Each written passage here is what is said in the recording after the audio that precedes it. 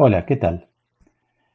La superación de las limitaciones del pensamiento comunicacional foráneo, al decir de Beltrán en ese texto clásico, premisas, objetos y métodos foráneos de la investigación de comunicación en América Latina, la superación entonces de esas limitaciones, de esa matriz que había superpuesto, que se derivaba de una forma de pensar el desarrollo desde los países centrales, se va a dar a partir de los años 60 y especialmente 70 por dos vías. Una es o constituyó el análisis ideológico de los mensajes de los medios de masas, de las industrias culturales, y buscando, por supuesto, desentrañar cuáles eran los valores ideológicos presentes en esos mensajes que se traducían en formas y conceptualizaciones y estilos de vida que no eran proclives para los procesos de liberación imprescindibles de los países del tercer mundo. Y el segundo camino, la segunda vía, fue el análisis más específicamente económico de las industrias mediáticas, es decir, el análisis en principio de las relaciones de propiedad de esas industrias, asumiendo que la connivencia entre los propietarios de los medios de comunicación y los sectores poderosos de la sociedad se traduciría necesariamente en operaciones que tendieran a favorecer el status quo en vez de a modificarlo. De alguna forma, eso había sido parte de la propuesta famosa de Harold Laswell cuando con su también famoso así llamado paradigma estableció que una forma de estudiar la comunicación pasaba por áreas diferenciadas entre las cuales incluía una, el estudio de los emisores, a la que él llamaba el análisis de control, el control análisis. Y lo llamaba así justamente porque eh, pensaba que una democracia moderna necesitaba tener un conocimiento claro de quiénes eran los propietarios de los medios de comunicación y de qué intereses eran los que perseguían. De alguna forma esta idea estaba presente en los fundadores de la Mass Communication Research. Fíjense, por ejemplo, un fragmento de un texto muy conocido de dos figuras también sumamente conocidas de esta corriente norteamericana, Paul Lazarsfeld y Robert Merton. Dicen ellos en Comunicación de Masas, Gustos Populares y Acción Social Organizada, este fragmento que puede resultar curioso tal vez. Dicen ellos, o decían, puesto que los mass media son sustentados por grandes complejos del mundo de los negocios, enclavados en el actual sistema social y económico, los medios contribuyen al mantenimiento de este sistema. Esta contribución no aparece simplemente en el anuncio del producto del patrocinador, sino más bien por la presencia en relatos de revistas, programas de radio y columnas de diarios, de algún elemento de información, algún elemento de aprobación de la actual estructura de la sociedad. Esta reafirmación continuada del orden establecido subraya el deber de aceptarlo. Lazarsfeld y Merton eran críticos hasta a esa situación. De alguna forma, de lo mismo estaban hablando Marx y Engels en uno de sus fragmentos más conocidos y más citados, ese párrafo de la ideología alemana en el que afirman que las ideas de la clase dominante son necesariamente las ideas dominantes de una sociedad. Ese párrafo ha sido objeto de numerosos debates, numerosas discusiones. En su aparente simplicidad encierra una gran complejidad y no es el momento en esta clase de desentrañarlo. Pero sí marcar que de alguna forma ese párrafo, esa intervención de Marx y Engels, subyace en el desarrollo de una corriente afín al marxismo que se ha denominado la economía política de la comunicación y la cultura, que trata, si ustedes lo quieren poner así, de desentrañar el sentido de esa frase, de qué manera las ideas dominantes se pueden transformar en o mejor dicho, las ideas de la clase dominante se pueden transformar en las ideas dominantes de una sociedad. Nicholas Garham, uno de los iniciadores de esta corriente, allá por los años 70, señalaba que hay dos formas en las cuales esto puede pensarse en términos generales. La primera de estas formas, decía él, es pensar a la cultura como un fenómeno superestructural en relación con formas no culturales de producción material. Él decía, pensemos en el siglo XIX, el momento en que Marx y Engels estaban escribiendo esta frase. Podemos tener, bueno, la cultura de la clase dominante, la literatura, el arte, que tiene toda una estructura de soporte a partir del financiamiento por parte de los mecenas de la propia clase dominante e incluso del Estado. Pensemos en organizaciones como en Argentina el Fondo Nacional de las Artes, el Teatro Colón, instituciones estatales eh, cuyo objetivo es sostener la cultura culta, la cultura de la clase dominante. Frente a eso tenemos la cultura de los sectores obreros, las culturas populares, o los sectores obreros que tienen su propia cultura y su propia manera de financiarla, pero que es mucho más limitada y más reducida. De un lado tenemos el Teatro Colón y el Fondo Nacional de las Artes, del otro lado tenemos la gorra que se pasa en el bar y los obreros aportan unos pesos para sostener al cantante o al payador. Si lo pensamos de esa manera, claramente tenemos una asimetría y de esa forma el poder de las ideas de la clase dominante se puede convertir en la cultura estándar de una sociedad simplemente porque tiene más apoyo. Garham dice, bueno, esa es la manera en que tal vez Marx y Engels pensaban las cosas, pero es una forma afín a una manera tradicional de organizar las relaciones de producción que no es la propia del siglo XX, menos aún la nuestra en el siglo XXI. ¿Cómo sería la otra manera de pensar esta frase y estas relaciones? Ellos dicen, hay que pensar la cultura no como distinta de la infraestructura material, sino como parte de la propia producción material. Y a la producción de la cultura como enmarcada en las leyes del desarrollo del capital. Es decir, hacer un análisis propiamente económico de lo que tienen de económico las relaciones que se sitúan en la producción de comunicación y de cultura. Cuando uno fija la mirada de esta manera, bueno, aparecen una agenda de temas de investigación que son los temas de investigación típicos de esta corriente, que es muy importante, la economía política de la comunicación y la cultura. Por ejemplo, bueno, el desarrollo cada vez más acelerado y en el cual las industrias infocomunicacionales tienen un rol cada vez más importante, el desarrollo de los procesos de concentración y de conglomeración.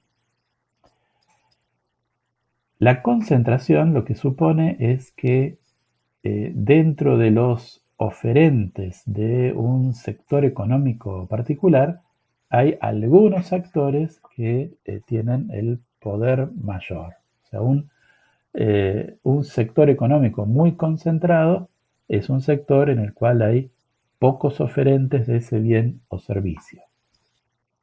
Hasta el extremo en el cual cuando hay un solo oferente hablamos de un monopolio. Ese sería el caso extremo de concentración. Bueno, podemos señalar diferencias, o sea, los distintos sectores económicos y los distintos, las distintas industrias infocomunicacionales plantean distintos niveles o distintas tasas de concentración. La oferta, por ejemplo, de telefonía celular en Argentina, está fuertemente concentrada.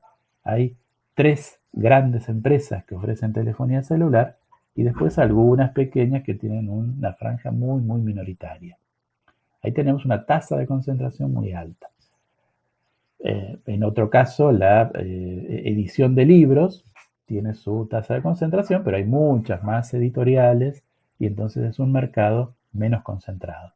Analizar la tasa de concentración de un mercado indica cosas importantes acerca de los procesos económicos subyacentes.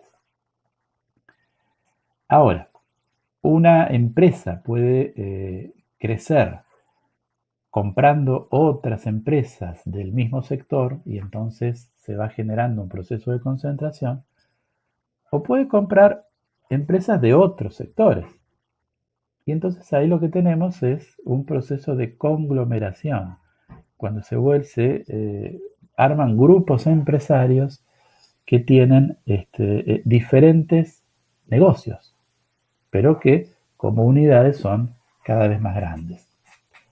Hay un tipo especial de proceso de conglomeración que se da cuando una empresa empieza a comprar a otras empresas que están en eslabones anteriores o en eslabones posteriores de la misma cadena productiva. Ahí de lo que hablamos es de la integración vertical. Por ejemplo, cuando una productora de cine, por poner un ejemplo clásico, un estudio de cine, compra a una fábrica de película o de insumos para la producción de películas y además compra una cadena de exhibición de salas de cine. Entonces va teniendo todos los eslabones de la cadena. Bueno, miren la infografía que está en la pantalla. Es una infografía que muestra el tamaño de los distintos grupos de comunicación en Argentina en el año pasado o hace 2 años. Y lo que muestra es, o sea, el tamaño del círculo indica el tamaño por facturación, muestra los distintos grupos y cómo están muy cruzados, y cómo hay algunos muy grandes, y cómo los negocios que tienen son negocios a partir de procesos de conglomeración, es decir, van invirtiendo en empresas que son de sectores similares con los cuales se pueden establecer relaciones de sinergia y van al mismo tiempo diversificando sus inversiones. Bueno, este tipo de análisis es el análisis propio de la economía política de la comunicación, que si ustedes quieren estuvo anunciado por Laswell, pero que no tuvo un desarrollo inicial justamente por el carácter administrativo de la comunicación, de la investigación en comunicación de masas norteamericana, de la Mass Communication Research, y su dependencia de fuentes de financiamiento gubernamentales y corporativas que, bueno, no estaban interesadas en estudiarse a ellos mismos y a sus propias características y relaciones. Recién en la segunda mitad de los años 60 y en los años 70, tanto en Estados Unidos como en América Latina van a iniciarse investigaciones en esta línea y a partir de perspectivas críticas. En Estados Unidos, creo que es en el año 69 que se publica Mass Communication and American Empire, un importante libro de un también importante autor que es Herbert Schiller. Mientras tanto, en América Latina va a haber trabajos especialmente vamos a mencionar a dos autores.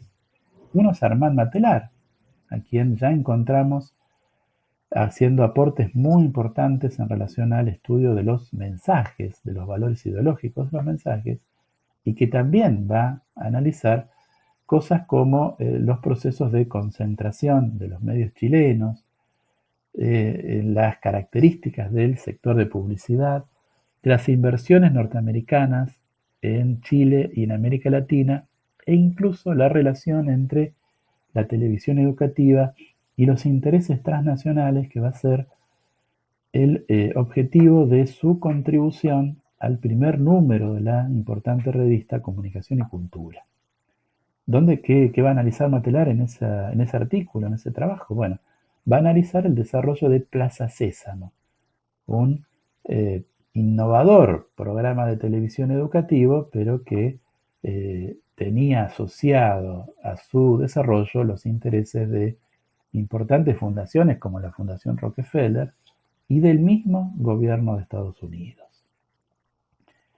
Bueno, el, el gran tema aquí en estas investigaciones va a ser el tema de la propiedad de los medios, es decir, de quiénes son los dueños de los medios en América Latina.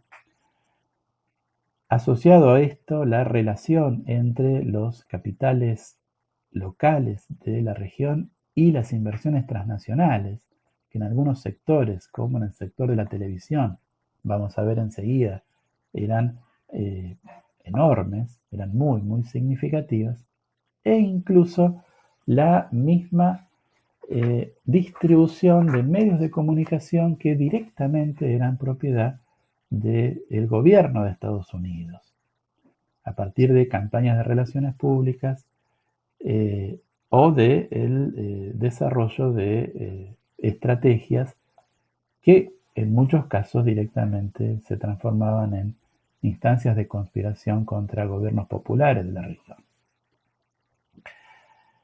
Bueno, el otro autor importante en estos años es un argentino que se llama Heriberto Muraro, sociólogo de formación. Muraro va a realizar algunas importantes investigaciones en los años 70 y primeros 80 en esta misma línea de la economía política de la comunicación, haciendo hincapié muy fuerte en los aspectos económicos de los procesos comunicacionales. E inicialmente va a analizar en el mismo registro que mencionamos de Matelar la propiedad de los medios en América Latina, el desarrollo de la industria electrónica y de la televisión en Estados Unidos y en países de América Latina, y el desarrollo de los mercados de publicidad y de televisión en Argentina. Vamos a hablar de Muraro en unos instantes. Pero antes quisiera reseñar algunos de los hallazgos de esta línea de trabajo. En un libro que aparece sobre finales de la década del 70, comienzos de los años 80, Elizabeth Fox y Luis Ramiro Beltrán realizan una revisión bastante sistemática del conjunto de investigaciones que se habían desarrollado respecto a estas cuestiones y sintetizan cuáles son los principales resultados. Dicen, por ejemplo, 2/3 partes del tráfico de noticias sobre la región estaban a cargo de agencias de noticias norteamericanas, la United Press y Associated Press. En casi todos los países las principales agencias publicitarias eran filiales de las norteamericanas o estaban asociadas a estas. Los estudios de marketing eran realizados por firmas de Estados Unidos. Más de la mitad de las películas provenían de Estados Unidos. La tercera parte de los programas de televisión eran enlatados norteamericanos. La mayoría de los libros de historietas, cómics y revistas para públicos especiales también eran de origen norteamericano. Y lo mismo pasaba con la mayor parte de la música que se emitía por las emisoras de radio. Es decir, una enorme presencia de la producción cultural originaria en Estados Unidos en todos los sectores de las industrias culturales de la región latinoamericana. Esto, por supuesto, no es una sorpresa y no es algo que propio de esos años. Fíjense, datos más recientes. Tomé un dato nada más respecto a los estrenos de películas en el año 2017 en Argentina. Se vendieron en total ese año 2017 en Argentina 48 millones y medio de entradas de cine. Pero solo 6,2 millones, o sea un 13%, fueron para películas nacionales. Bueno, es previsible que cines de otros países distintos a Estados Unidos aún tengan menos cantidad de espectadores. Entre las 10 películas más vistas, había 9 norteamericanas y solamente una argentina en quinto lugar. Solo entre las dos películas más vistas, las dos norteamericanas, contabilizaban 6,6 millones de espectadores, es decir, más que todas las argentinas juntas.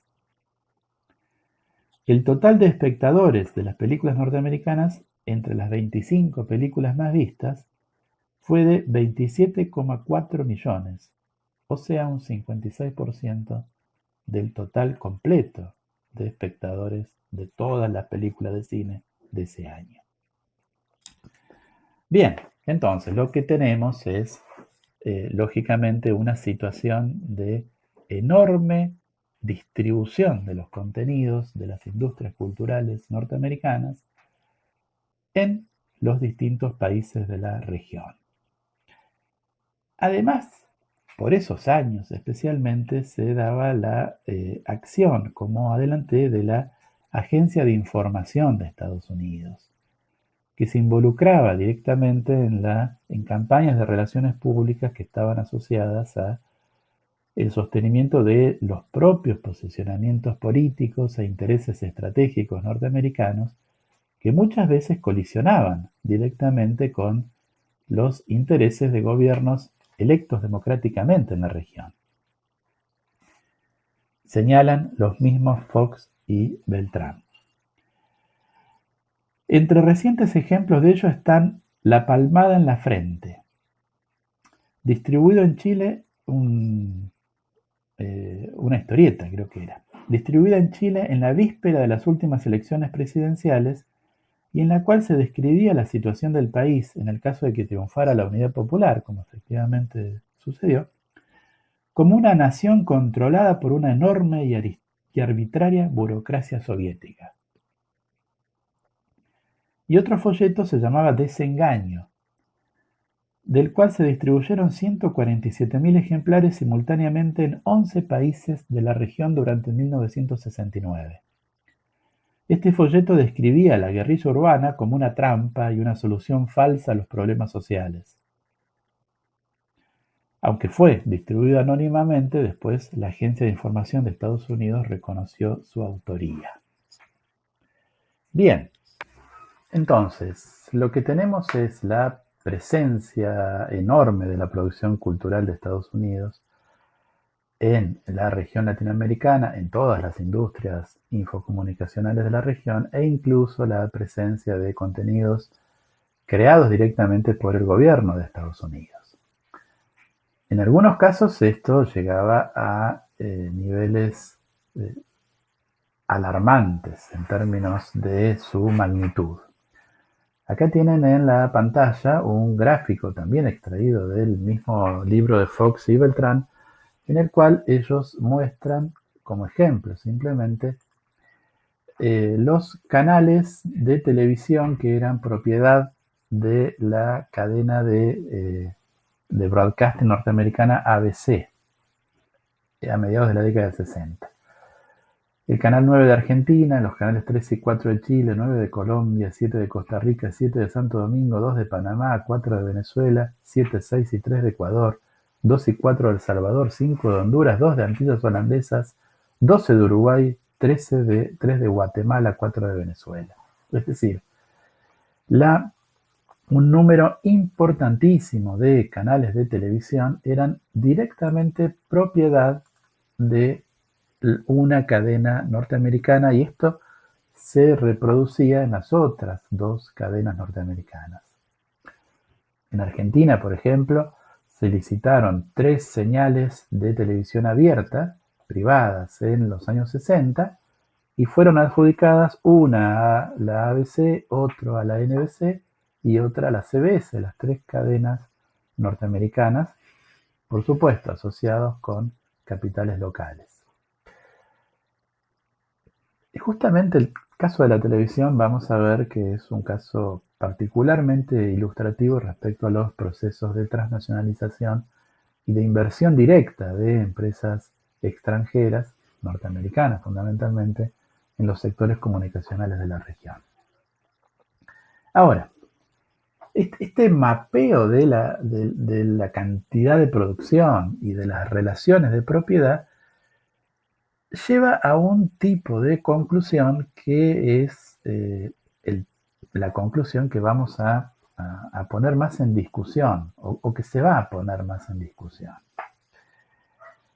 Dicen los mismos Beltrán y Fox: el término dominación cultural denota un proceso verificable de influencia social por el cual una nación impone sobre otros países su conjunto de creencias, valores, conocimientos y normas de comportamiento, así como su estilo general de vida. Y el término flujo de dos sentidos se refiere a un proceso igualmente comprobable de comunicación social, caracterizado por un intercambio bidireccional equilibrado de mensajes entre las partes interesadas.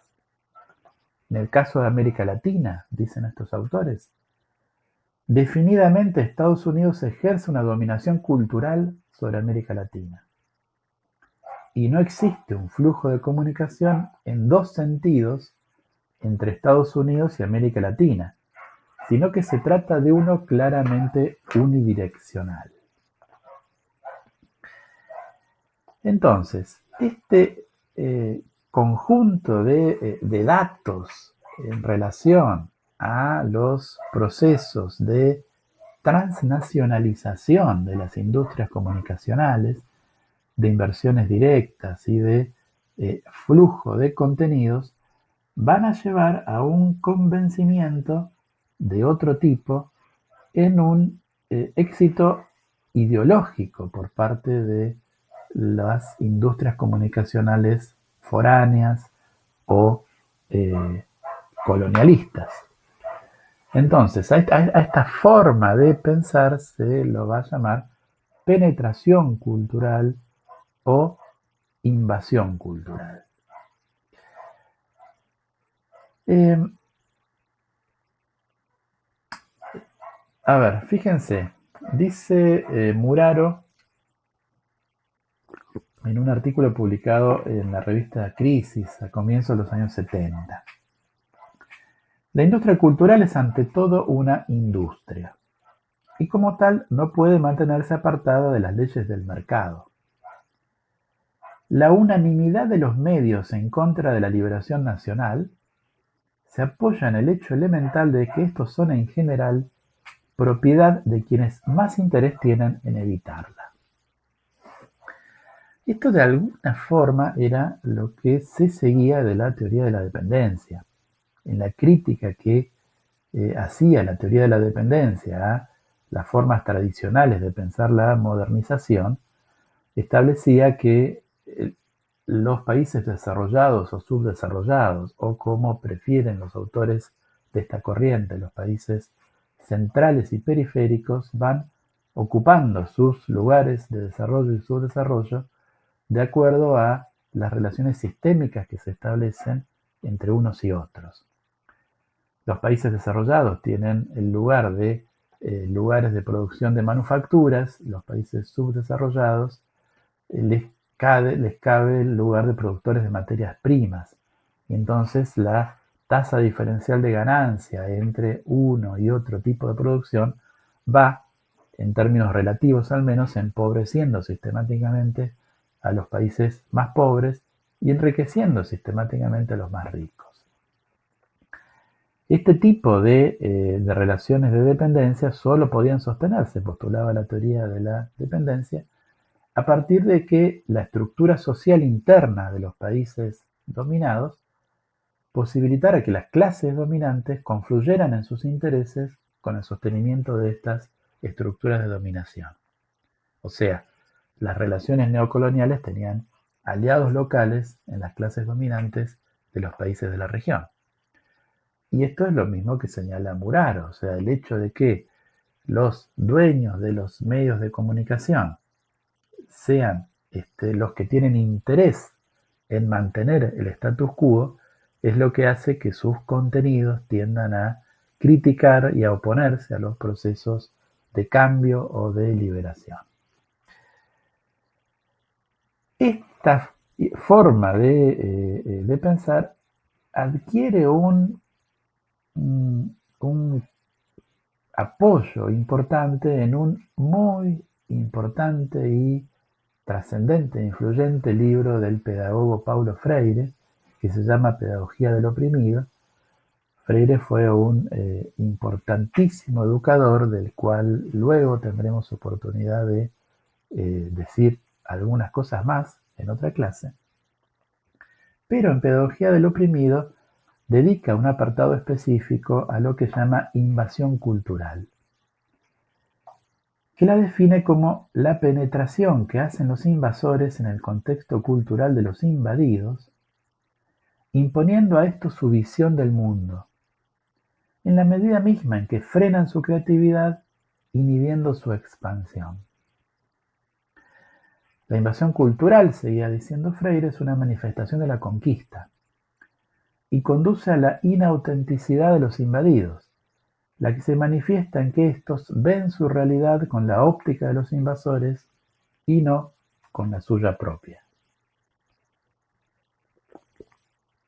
Entonces, lo que me interesa destacar aquí es que el dato duro de concentración económica, de dependencia de la producción foránea, especialmente en Estados Unidos, va a interpretarse como una transferencia ideológica de las perspectivas, de la visión de mundo, de la óptica, desde los invasores a los invadidos. Y eso va a recibir el nombre de invasión cultural o penetración cultural. Un autor que hace una sistematización bastante clara de estas posiciones es Guillermo Bonfil Batalla, un antropólogo mexicano. Y él señala esto: el imperialismo se introduce en el seno mismo de las culturas de los pueblos en desarrollo, para modificarlas. Las diversas formas de penetración están íntimamente ligadas entre sí. Son aspectos de un mismo fenómeno. Dos son las categorías más importantes según el criterio de la finalidad que se persigue: los cambios en la producción y la demanda del mercado nacional, que se promueven en función de los intereses del centro y no de las necesidades propias de un desarrollo nacional autónomo, y los cambios que afectan a la ideología de la población, con el fin de crear un ambiente favorable al mantenimiento y consolidación de la dependencia entre los países centrales en cualquiera de sus facetas. Es decir, la penetración va a tener dos características. Va a hacer que las personas sustituyan los intereses más importantes en su deseo, las cosas que serían funcionales al desarrollo del país, por un interés consumista que no va a servir para el desarrollo del país, los cambios en la producción y demanda en el mercado, como lo señala Bonfil Batalla, y por otro lado las creencias, convicciones, valores, perspectivas, que ya no van a ser las que corresponden a la propia situación, sino que van a ser las provistas por los medios de comunicación, que van a cumplir este rol importante de ejecutar las estrategias de la penetración cultural. Bonfil Batalla indica que en realidad estamos ante un proceso de aculturación, procesos de aculturación que se han dado cada vez que dos culturas han entrado en contacto. ¿Cuál sería la diferencia particular de los procesos de penetración? Bueno, la enorme asimetría entre una cultura y otra. Asimetría en recursos, poder y capacidad estratégica, lo que lleva a que uno de las dos culturas sea la que absorbe la novedad y la otra cultura sea sola, no se vea modificada en el contacto. Entonces, la penetración cultural de alguna forma sería un tipo de aculturación, pero un tipo de aculturación fuertemente asimétrica y funcional a uno solo de los polos, a una sola de las culturas que se ponen en contacto. Vean, por ejemplo, algunos ejemplos que da un autor que se llama Cis Hamelin, de penetración cultural, o como él prefiere llamarla, sincronización cultural. En un pueblo mexicano, la danza ritual tradicional precede a un partido de fútbol, pero se realiza alrededor de una gigantesca botella de Coca-Cola. Para los niños hambrientos de la ciudad de Recife es más importante tener una muñeca Barbie que obtener comida. En Sudáfrica hay una crema que aclara la piel oscura. La publicidad sugiere que no puede haber belleza en la piel de color. Nigeria instala un sistema occidental de televisión en color cuando el costo de un aparato en blanco y negro equivale al ingreso anual de un granjero promedio. Entonces, estos ejemplos de Hamelin, un libro publicado en 1985, muestran el lugar de las culturas centrales y cómo son adoptadas en los países de las sociedades periféricas. Por los mismos años, un poco antes en realidad, señala Armand Matelar en un artículo sobre la invasión cultural. En los países latinoamericanos, dice Matelart, donde las burguesías monopolistas están unidas a la metrópoli desde sus orígenes mismos por un cordón umbilical, los indicios de la penetración cultural se manifiestan abiertamente en todas las zonas y en todos los rincones de la sociedad. Es decir, hay una unión de intereses entre el capital transnacional y los sectores de la burguesía local o de las burguesías locales, y eso explica que haya como una vía libre para la penetración cultural. Bueno, esta forma de pensar la relación entre las estructuras de poder económico y su capacidad de vehiculizar contenidos ideológicos y de ser aceptados por los sectores populares, como esos ejemplos de Hamelin muestran, va a ser cuestionada de una forma bastante fuerte y sistemática por Heriberto Muraro. Y ese cuestionamiento se va a dar, podríamos decir, en dos tiempos. El primero es con la publicación de un libro importante que se llama Neocapitalismo y Comunicación de Masa. Ese libro él lo publica en 1974, lo publica la Editorial Universitaria de Buenos Aires y es parte de los libros que la dictadura genocida inaugurada en 1976 manda a la hoguera. De hecho, hay una colección de libros que tuvieron ese destino por parte de Udeva que los ha reeditado en los últimos años, entre ellos Neocapitalismo y Comunicación de Masa. Bueno, ese libro hace una descripción de las transformaciones del capitalismo, donde no nos vamos a detener. Hace un análisis de algunos sectores, como el sector de la publicidad y el sector de la televisión en Argentina, que por supuesto están muy desactualizados en sus datos, pero tiene un capítulo conceptual muy importante donde hace una crítica sistemática de la concepción o del concepto de manipulación. ¿Qué señala Muraro en esta crítica? Primero, recupera un conjunto de autores que han hablado de la manipulación, que lo han vinculado a la noción de ideología, y establece una serie de aspectos o elementos en los que se coincide y que describirían una situación de manipulación o que son sobreentendidos o supuestos de un concepto de manipulación.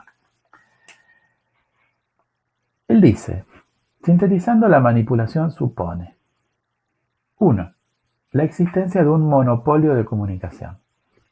O sea, tiene que haber una forma única de procesar la información. Lo que también señalaban en su momento Lázaro y Marto. 2. Tiene que haber una instrumentación de los mensajes. Es decir, una manipulación en términos más literales. O sea, el mensaje tiene que ser sujeto a procedimientos por los cuales se transforma su sentido. Por ejemplo, se miente. Tercero, tiene que haber una aceptación por parte de los individuos de valores, opiniones o estereotipos que estén en contradicción con sus necesidades individuales o de clase. Es decir, si el mensaje me está tratando de persuadir de algo que a mí me conviene, bueno, no diríamos que se trata de una manipulación. O sea, para que haya manipulación, tiene que haber una aceptación por parte de los receptores de valores, opiniones o estereotipos que no le convengan, que estén en contradicción con sus necesidades, ya sea en términos individuales o en términos de clase. Cuarto, la conducta del emisor tiene que ser deliberada y sistemática. No puede haber manipulación por una mentira aislada, sino que tiene que haber un sistema que favorezca este tipo de mensajes. Y quinto, los mensajes tienen que apelar a la irracionalidad del receptor. Se dan estas condiciones, estos supuestos. Uno podría llegar a plantear a partir de una investigación empírica, es decir, de analizar en concreto los casos que la manipulación existe. Bueno, dice Muraro, lo que uno encuentra efectivamente es que hay operaciones de manipulación en el sentido en el cual la información se manipula, se tergiversa y se miente. Hay muchos ejemplos de esto. Él menciona el caso de los papeles del Pentágono, porque era contemporáneo al momento en el que estaba escribiendo.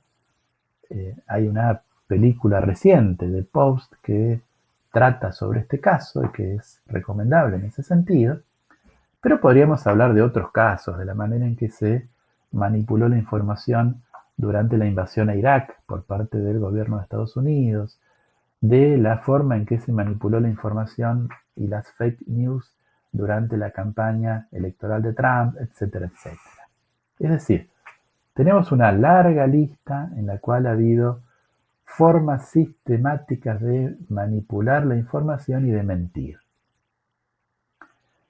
Pero esto supone que las personas adopten esas posiciones y especialmente supone que las personas adopten valores y adopten actitudes y se convenzan de cosas cuando están en contradicción con sus intereses individuales o de clase.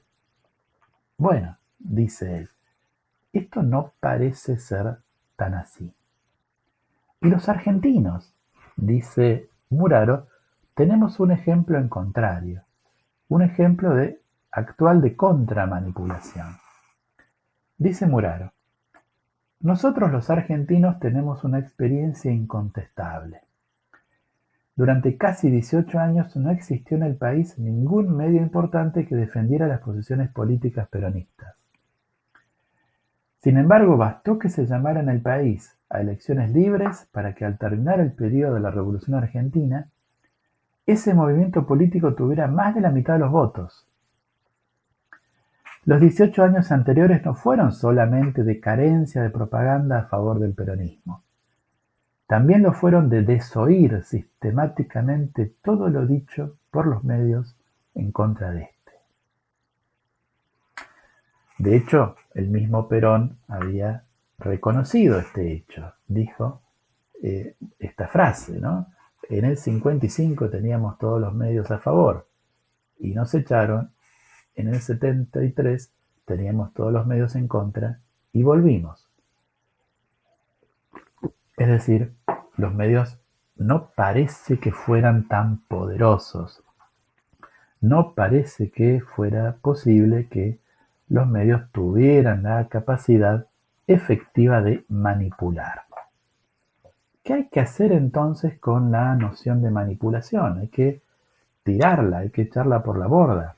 Bueno, Muraro no hace eso. Muraro recupera una noción de manipulación, pero una noción de manipulación desde el estudio de los procesos económicos involucrados en las industrias culturales. Adopta una posición de un autor que se llama Hoffman, que dice lo siguiente. Eh, Puede haber manipulación si se dan estas condiciones. Primero, el medio está organizado como una industria. Segundo, el medio sigue las tendencias generales de la industria. Por ejemplo, tiende a la concentración. Tercero, el carácter industrial del medio determina la naturaleza de la mercancía. Si se dan estas condiciones, podríamos decir que hay manipulación.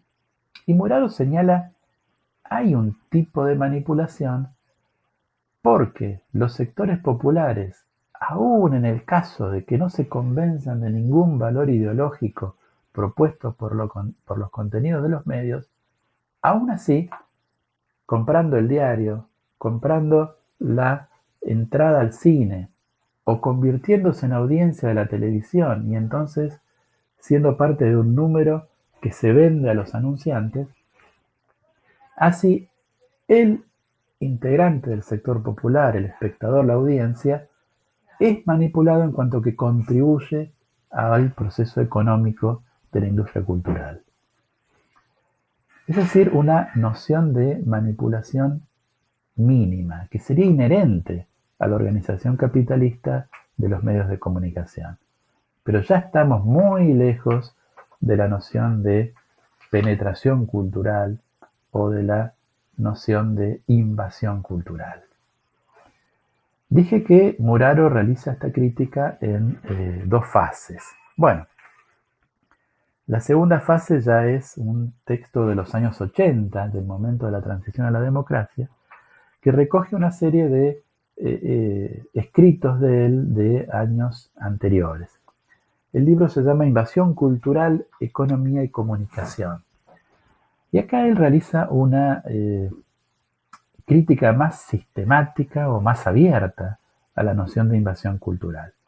Pero la hace reconociendo que en el caso de la forma en que se había utilizado, eso había estado asociado con el crecimiento de inversiones extranjeras directas, como vimos con el caso de la televisión abierta.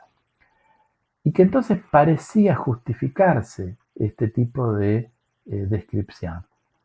Pero que si el investigador realiza un análisis de caso más detenido, más preciso, lo que va a encontrar es que las situaciones son mucho más heterogéneas, mucho más complejas. Bueno, eso es lo que él trata de hacer analizando de una forma más detenida el caso argentino, el desarrollo de las industrias culturales en Argentina. Y entonces se establece una serie de etapas que están caracterizadas por los diferentes actores involucrados. Los actores tienen que ver con el capital transnacional, pero también los empresarios locales y también el Estado, y con diferentes tipos de normativas. Establece 5 etapas desde mediados del siglo XIX hasta el momento en el que está haciendo el análisis, que sería los años 80. Y dentro de esas etapas se detiene especialmente en dos casos, que son el cine argentino de los años 40 y la televisión de los años 60, que son casos prácticamente antitéticos. El cine argentino arranca a partir de de una tradición popular preexistente que venía de podríamos arrancar de los payadores, pasando por el circo criollo y pasando de allí al radioteatro, y son los actores de radioteatro los que alimentan el cine inicial y los actores de circo, pero que en los años 40, a partir de la necesidad de incrementar su mercado, opta por una estrategia en la cual desnacionaliza su producción. Son las comedias de teléfono blanco, las de Mirta Legrand, por ejemplo. Adopta el modelo de el cine de Hollywood y trata con ese modelo de insertarse en otros mercados de la región de América Latina. Bueno, ¿qué es lo que consigue? Lo que consigue es desnacionalizar sus temáticas y sus contenidos y se convierte en un cine de segunda clase para los sectores medios argentinos, que recién van a recuperar el aprecio por el cine nacional a partir de los años 90, muchos años después. Finalmente, la Segunda Guerra Mundial, entre las mercancías que Estados Unidos prohíbe su exportación, está la película, y eso termina impactando de una forma decisiva en la crisis del cine y en el final de una posibilidad de industria cultural nacional, o por lo menos el cierre de una etapa hasta varias décadas después. La televisión tiene un recorrido prácticamente opuesto, señala Muraro, porque empieza con una decisiva apuesta del capital transnacional, pero esa apuesta del capital transnacional va dando paso primero a un proceso de desinversión. Las empresas norteamericanas venden sus activos en las empresas de la región y se quedan solamente con la provisión de programas, de enlatados, y los canales pasan a empresarios locales.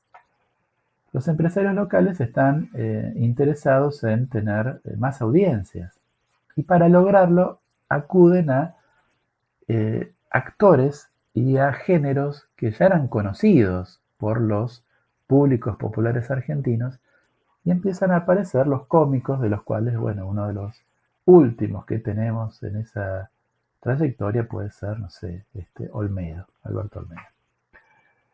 Entonces, lo que va haciendo la televisión a partir de mediados de los años 60 y en los años 70, al revés que el cine, es nacionalizar sus temáticas, su agenda, sus contenidos y su tasa de producción, que en Argentina era mucho más alta la producción nacional que en otros países de la región. Lo que quiere mostrar Muraro es que la idea de la invasión cultural no es tan directa, que cuando uno analiza la forma en que la cosa funciona efectivamente, se encuentra con muchos matices y con muchos híbridos. Y él señala básicamente que hay dos tipos de actores diferentes, que son los sectores monopólicos transnacionales y los empresarios locales, y que no siempre los intereses de estos dos sectores son coincidentes o convergentes, sino que a veces colisionan.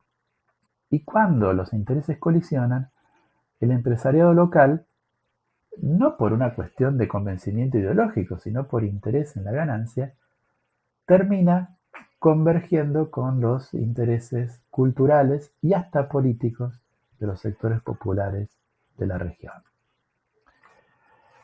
Entonces, la idea de dominación cultural, de invasión cultural, debe ser revisada sistemáticamente. ¿Por qué? Porque no hay que pensar que siempre se da, o no hay que pensar que por el hecho de que haya un predominio, aunque sea muy fuerte, de la producción cultural de otro país, necesariamente eso se traduce en las operaciones de manipulación que la noción de invasión cultural parecía suponer. Muraro señala tres críticas que deben hacerse a la noción de invasión cultural. La primera es que piensa siempre la dominación como algo que viene de afuera, cuando en todo caso las estrategias de dominación se articulan con las realidades internas de los propios países y las propias sociedades. Segundo, que presupone, aunque no lo reconozca, un entorno cultural intocado antes de que empiece la invasión. Eso, por supuesto, nunca es así. Las culturas nunca son puras, sino que siempre son híbridas. Pero además, no todos los valores propios de una cultura nacional o de una cultura local son valores que deben sostenerse y que deben apoyarse. Muraro menciona, por caso, el machismo latinoamericano como un impedimento objetivo de la liberación de las mujeres de la región. Tercera cuestión, necesariamente la idea de invasión cultural termina en un deslizamiento a suponer la omnipotencia de los medios de comunicación y una idea de las audiencias que se parece mucho a la de las masas que establecían los teóricos de la sociedad de masas. Y como contracasos, él analiza y propone el estudio del desarrollo de los productos industriales para las mujeres en América Latina y la manera en que la cultura mediática se articula con las necesidades de los pobres urbanos. Y lo que muestra es que en estos dos casos, más que haber una imposición de valores ideológicos y de cuestiones externas, lo que hay es una confluencia entre la propuesta de la industria y las necesidades y los intereses de estos sectores populares. Señala Muraro. Otro enfoque alternativo con el cual se identifica el autor de este trabajo sostiene que los bienes y mensajes de la cultura transnacional fueron rápidamente aceptados debido a que ellos, sencillamente, satisfacían más y con menores desembolsos pautas de consumo ya difundidas en áreas urbanas durante el periodo anterior a la etapa de industrialización dependiente de la América Latina y otros países del tercer mundo. También a que, como ya se dijera, esa etapa se caracterizó no solo por un aumento de la oferta, sino también por el incremento de los ingresos y oportunidades de empleo de la población. Es decir, la noción de invasión cultural hay que repensarla a partir del análisis empírico del desarrollo de los sectores populares en América Latina y su relación con los productos y los contenidos de las industrias culturales. Estas críticas e intuiciones de Muraro van a ser muy desarrolladas por la crítica latinoamericana a las posiciones dependentistas en los autores de los años 80 en la región.